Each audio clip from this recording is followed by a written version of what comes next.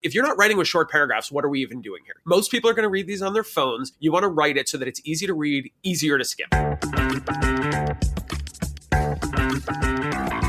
I'm Eric Wilson, managing partner of Startup Caucus, the home of campaign tech innovation on the right. Welcome to the Business of Politics show. On this podcast, you're joining in on a conversation with entrepreneurs, operatives, and experts who make professional politics happen. We're joined today by Josh Klemons, a digital storyteller / strategist, and the founder of Reverbal Communications, helping progressive campaigns, organizations, and brands of all shapes and sizes find, hone, and tell their stories online. Our conversation today is about the state of email marketing in the 2024 Republican primary. And Josh, of course, has an interesting outsider's perspective as a Democrat. And he wrote a blog post, which you can find in our show notes, where he assessed all of the 2024 Republican contenders' email campaigns. We dig into what he's looking for, what trends he spotted, and what he thinks down ballot campaigns should take or leave from presidential campaign email strategy. Josh, first of all, what process or tools do you use to sign up for and keep track of all these different email lists? Yeah, for this, I kept it super simple, and I signed up using just a dummy Gmail address so that I could easily track them all in one place. And I just, went to their websites and signed up using my dummy email address. And I also used a little hack that Gmail has built in that many folks don't know about, which is if you add a plus after your email. So if your email was eric@gmail.com, you could add Eric plus Tim Scott at gmail.com as your email address. And then that would let anyone who signed up know what that email address is up to. So you would see it's coming to you. And if that email address wound up in the Nikki Haley campaign down the road, you would be able to track that easily. Yeah, I use that myself and was not smart enough to set up a dummy email way back when. And you'll find this interesting, Josh, because there's a Wisconsin connection. I still get hit up from Democrats from Dave Obey's email list, and he hasn't been in Congress in over a decade. Yeah, I also was not. I have this dummy email that I've been using for years, but I've also signed up for lists from my more primary emails, and so I get a lot of emails in a lot of places. So I totally empathize with that for sure. I'll also note that for those who don't know, that also works if you're using a professional Gmail address. Right. So if you're using your company name, this still works, which is a really helpful tool for folks who are using a primary email that's a workplace email and not just a Gmail. Yeah, and then a couple of other tools that I'll share with folks, because I also write the Learn, Test, Optimize newsletter, as you know, and we subscribe to a bunch of newsletters there and use Feedly for that. It lets you create unique email addresses. Same thing with an app called Throttle. And then Pundit Analytics, of course, which keeps track of all the different political campaign emails. And so you can go in and spare your inbox that way. So I loved Feedly, but I actually not use it for email. I use it for blog tracking. And there's a couple other sites as well, like mill.com and politicalemails.org. So we'll get into this, I imagine. But one of the interesting things, I signed up for the Tim Scott email list from this dummy account, got a single email from him, and then they dropped my email from the list. So in order to look at his emails, I actually had to go to a third-party tool to see what he was up to. And super interestingly, Donald Trump's, I have signed up for his list with this dummy email address probably 5 times in the last month, still not on the list. They're either not moving folks over. I don't know what's going on. I've never really seen something like it. I get 5-6 emails a day from him for one of my other primary emails, but to my kind of, tracking list, I'm not getting any. Huh. Well, let's dig into that in a minute. But one thing I think that is important to acknowledge is that being on the outside, and I've been in your shoes, we don't have all the context about internal budgets, decision making. I know that there are smart people on these campaigns that know how to do all the things that we're going to talk about today. But for whatever reason, time, budgets, staffing, they don't happen. So with that caveat, Josh, how did you go about assessing a campaign's email marketing from the outside? What are the things that you're looking for? Yeah, and I'll double down on that caveat. Of course, if they are testing things and I have no way to know that, it's very hard to say what's good or what's bad. So totally agree with that. But just as somebody who reads a lot of email and writes a lot of email, I definitely have opinions. So the first things I'm looking for in an email program, do they have an onboarding series? Are they just jumping people right into the program? Or are they actually trying to like warm you up and get you like, to understand what the campaign's all about? Are they asking for things other than money? Do they have a theory of change? Do they understand why they're running and why you should care about getting involved? Does their email program feel like it's unique to them, or does it feel like a copy and paste email circa, 2018? Do they build emails around a single ask, or are they throwing 10 things at the wall and hoping you do all of them? So while I cannot know what's working for them from a fundraising perspective or like what's moving the needle, I can read an email and say, oh, this is a good email. This follows the rules. And I bet this did well versus, oh, this is not ideal. I'm not a fan of this. Yeah. And you touched on something that I think is really important. And I like to go through this exercise of, pick out an email from a campaign in your inbox. If you cover up the logo and the paid for, could that have come from any other campaign? And if the answer is yes, then you miss the mark on writing something worth sending. And I think that's hard to do if you don't know what you're saying. At the same time, again, it goes back to this bandwidth thing. There's so much that we could be doing and should be doing. It's hard to prioritize that, whether tools are missing, because I think a lot of the tools that are out there, and speaking from the Republican side, they're priced beyond where most campaigns could get. Now, obviously, we're talking about presidential campaigns; they can afford. But I think it's a challenge there as well. I agree, and I think certainly when you're talking down ballot, you have to approach, as an outsider, you have to approach their strategies different than a presidential campaign. If a presidential campaign is in a position where they can't afford to work with like professional team, whether that's internal or agency, like they're not going to make it to the debate stage. Let's just say that they're not going to get the 40,000 donors they need. Right, exactly. Whereas a down ballot race, you've got to approach that with just a different level of understanding. Like that is probably a volunteer doing the best they can, and certainly judge it differently. I think that's totally fair to I would not do what I am doing with this whole like judging the campaign programs for down ballot races. I don't pick some random county commissioner and just dog right. on them. I mean, people struggle. It is what it is. It's hard to get through this. But when you're talking about a presidential race, I think the best and the brightest of the party are coming together, making decisions about which candidates to support, and you can learn a lot. And certainly we saw this in 2020 on the Democratic side. A whole lot of very big agencies were involved, and we learned a lot as a party. And I imagine the Republican Party will go through some similar, both learning struggles, but also like positive outcomes of that from the 2024 race, assuming, we'll see how things go. But I imagine that there will be a lot of good that comes out of this for the party.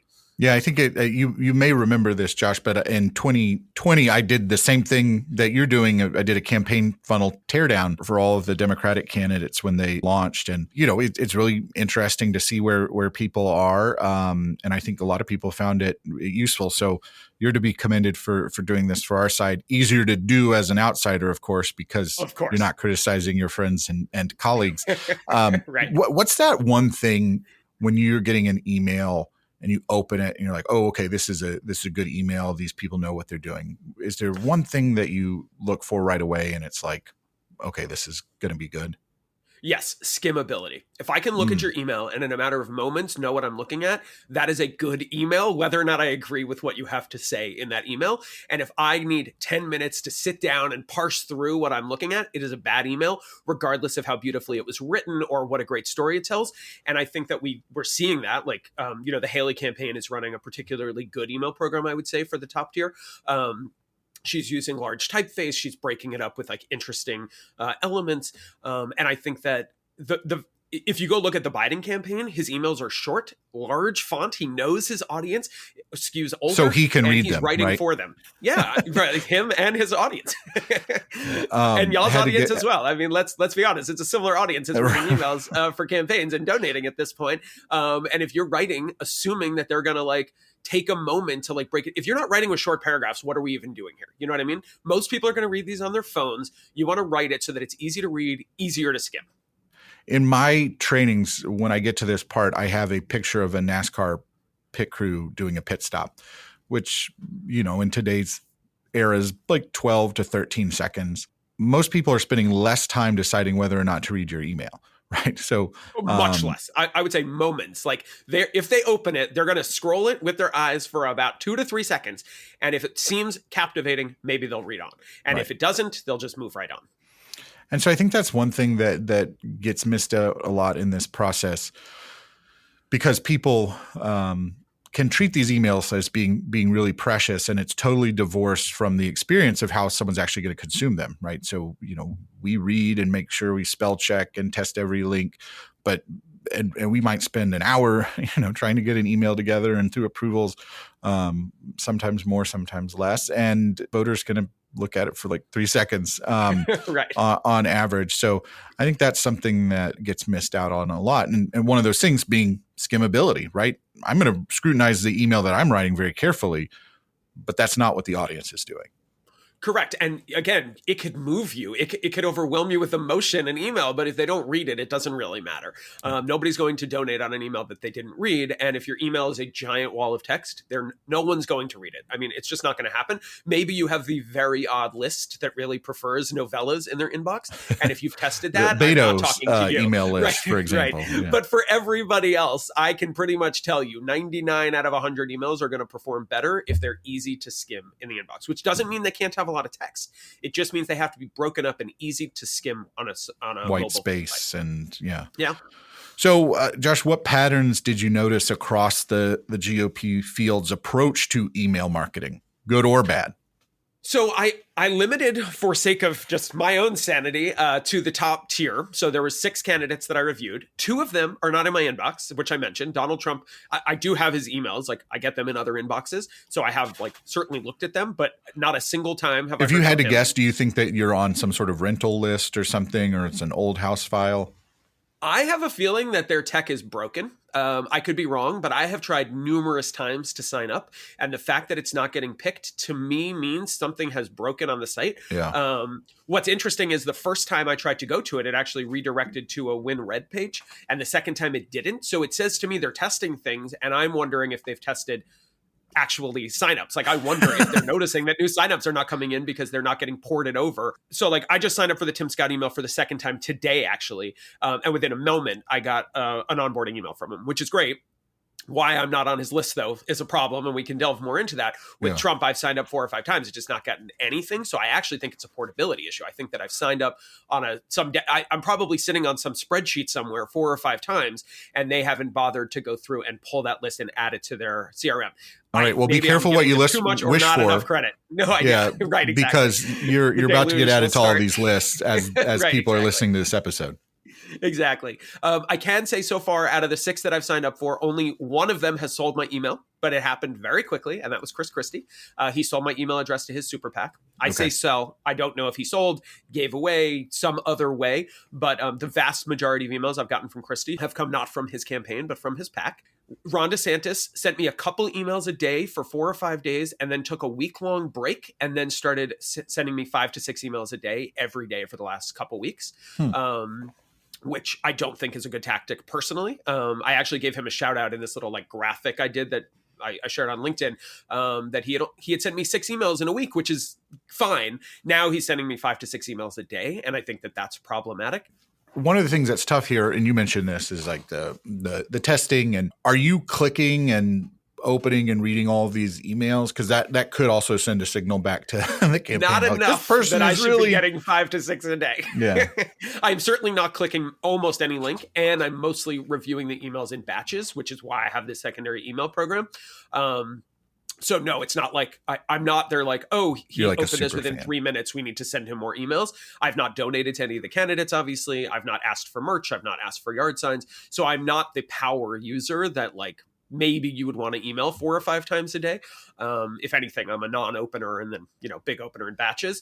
But I hear the question. I think it's a valid question. I just don't think it's the answer for this particular example. Yeah. That said, Nikki Haley, she's emailed me actually more times than DeSantis, but because she didn't take that break in the middle, which I don't understand why he did, I'm only getting 2 to 3 emails a day from her. So that feels a little more. It still feels like a lot. I mean, Joe Biden's not emailing every day. Donald Trump is emailing more than that. Joe Biden is emailing less than that. So, I mean, there is room to maneuver there, but she's sending about two to three emails a day. So in terms of trends, volume sort of oversaturating, any other trends that you've noticed? So a couple of them have onboarding series. Most of them do not. I think that, it's hard to have trends when 2 of the 6 have just not emailed me. Right. But I do think that you can see that Haley has definitely learned from what's worked. She's following a best practices protocol. DeSantis at times is, and at times is breaking that. And I can get specific there. Mike Pence's email feels like he asked an AI chatbot to write Ronald Reagan emails in 2023. It's very hard to parse out who he is and what his theory of the case is from his emails. I can feel his personality. I just don't know why he thinks he's going to be president. And I think that that's important. Whereas Haley has done a great job of articulating why she is the right candidate for the moment. So I think DeSantis and Haley do a very good job of not asking for money in every email. I think I'll give them both credit there. And I'll just jump right into a negative of the DeSantis campaign. I'll give you 2. I counted this morning. Out of 54 emails I've received from him, 50 of them use the word woke, 46 mention CRT, 51 mention DEI, and 5 use the exact phrase, men can't get pregnant, exactly in those words. And something else I noticed that I missed looking at these sort of as they were coming in, but this morning while I was looking through the list again to sort of refresh for this conversation, I noticed something that I had not noticed initially. So he's been pushing bumper stickers and yard signs heavily, which I think it's a little much, but it's not bad. I think it's great that he has things beyond just asking for money. But I realized 10 out of 13 emails encouraging me to sign up to get a bumper sticker are identical emails, literally copy and paste emails where I'm getting the exact, when I was going through them one at a time, I was noticing nothing was changing in my inbox. And I was like, but the subject line was changing? The subject line was changing and nothing else. The emails were literally copy and paste from each other. 10 out of 13 were identical. I've never seen something like that on an email program of this level. That's interesting. And I think one of the things that I've noticed, and maybe you picked up on this, you pointed it out, they're not asking for money as much. They're kind of toned down, not as hyperbolic. I do think that's true. I think Donald Trump's emails, despite not being in my, tracking folder, I'm still getting them. They still feel a bit hyperbolic to me. He's asking for money constantly. It's a lot of concern. That said, I think that, Haley and DeSantis as the 2 that are running the most kind of traditional email programs, a whole lot of their emails don't ask for money, which to me is the sign of a campaign that has faith in itself. If you're desperate to get nothing but on the debate stage, all you need is that $1 donation. That's what you focus on. And the fact that they've been able to really stretch their legs.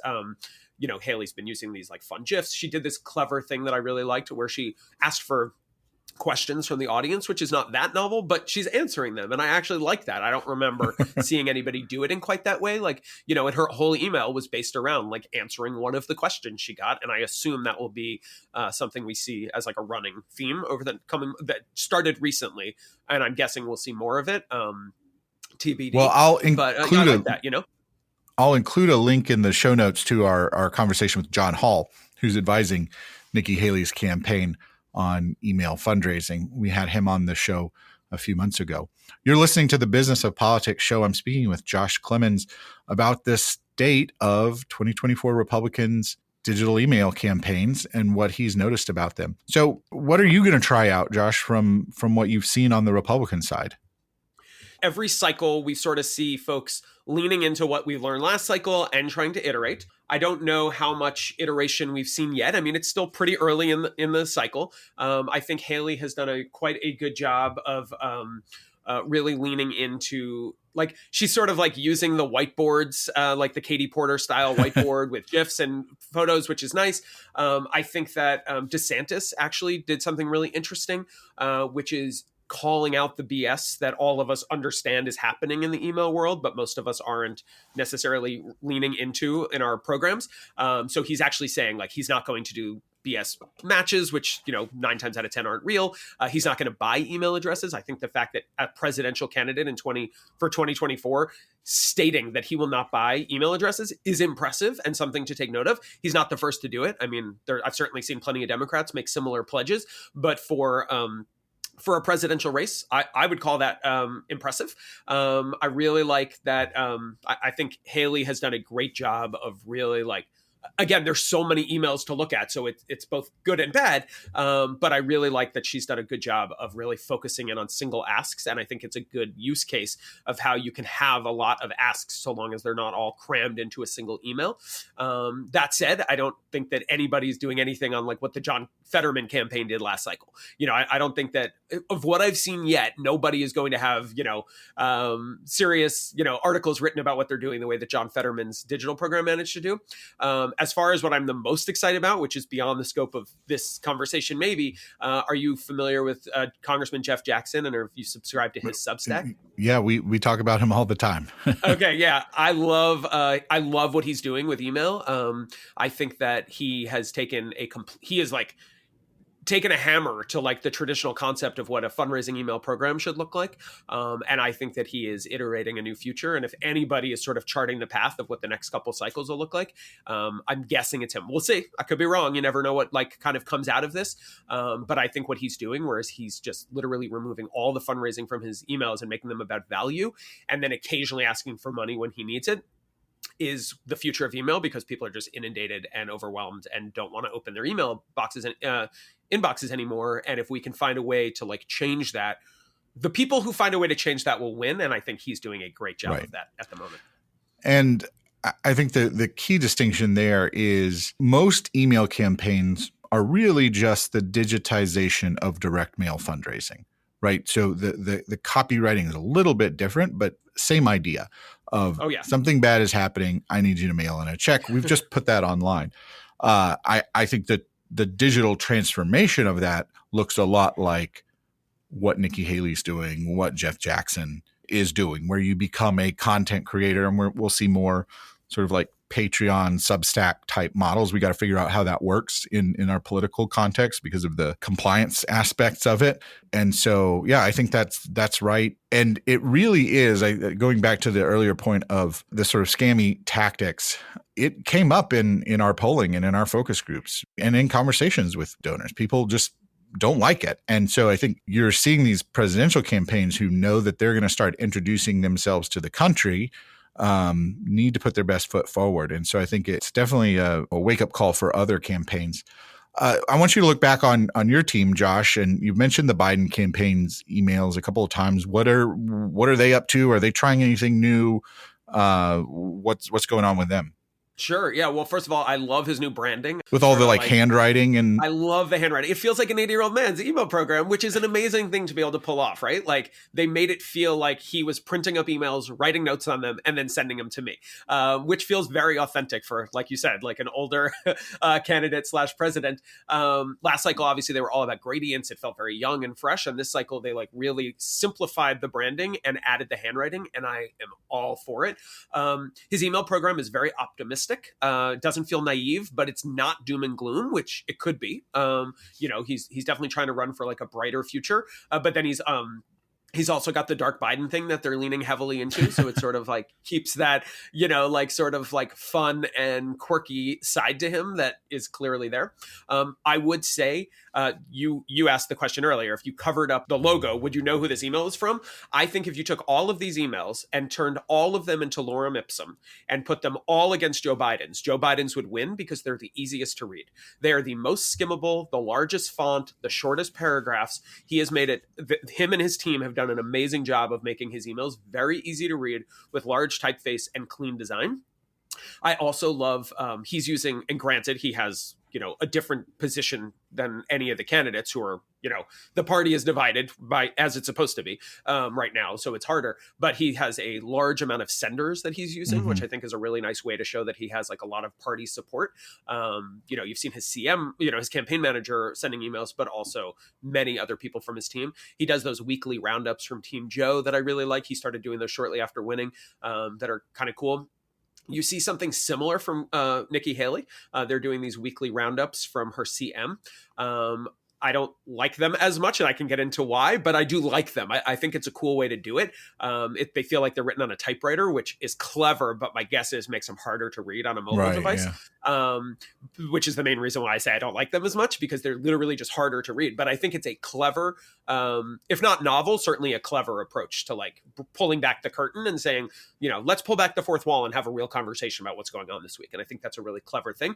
Team Joe has been doing that since he won office. And the only campaign I'm seeing do that on the right now is Nikki Haley, but I'm there for it. I think it's a solid approach.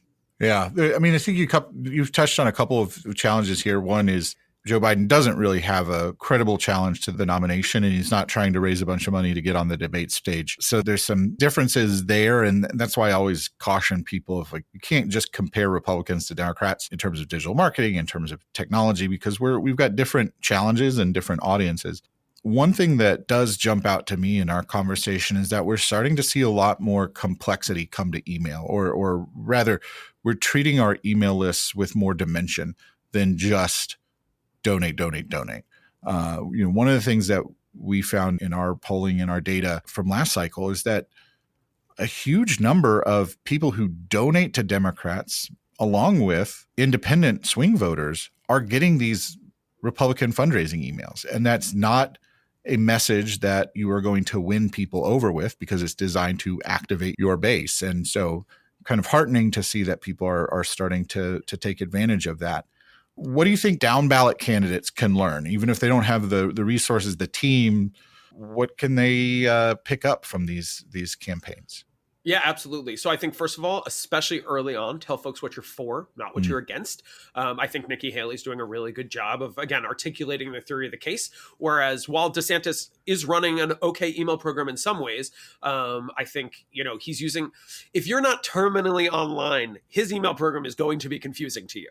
And that's not good, because a lot of these people that are on his list are not terminally online and don't know what CRT and DEI means. And he should be like simplifying things and making it in language that his audience speaks. And I think the down ballot candidates should learn from that even more.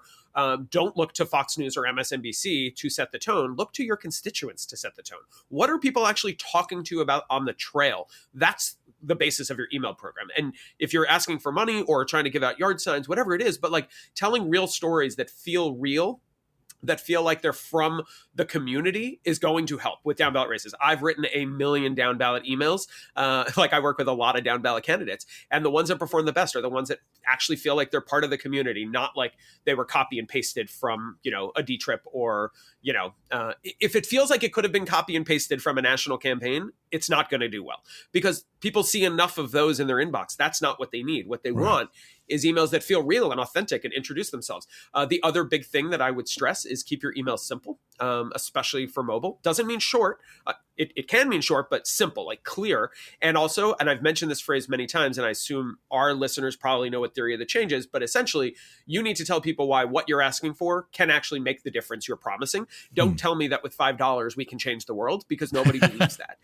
Tell me that with $5 we can buy 5 more yard signs, because that's believable. So make sure that the theory of change matches the promises you're making. I see a lot of down ballot races making lofty promises that they probably don't believe, and I sure as hell don't believe, and if I don't believe it, neither does the average, reader. And if they don't believe it, they're not going to donate. So I think simple emails, clear theory of change, don't be afraid to not ask for money. And the other big thing, and this is where I would definitely go back to Haley and DeSantis to a degree, have an onboarding series. Because if you don't have an onboarding series, you're sending that first email randomly whenever you happen to send it, based on when somebody signs up, and it's probably going to ask for money, as opposed to like actually inviting people to join. And if you want to see an example of a good onboarding series, sign up for Haley's email list with a new program, because I actually was quite impressed. She sent 4 or 5 emails with different asks before ever asking for money. They felt real, they felt unique, and it sort of like brought me into the campaign in a way that none of the other candidates really did.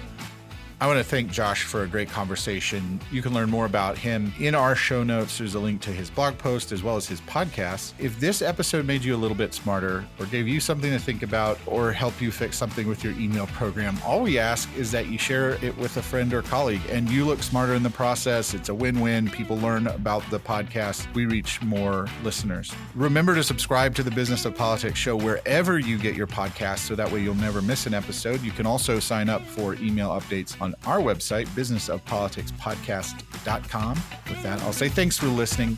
We'll see you next time.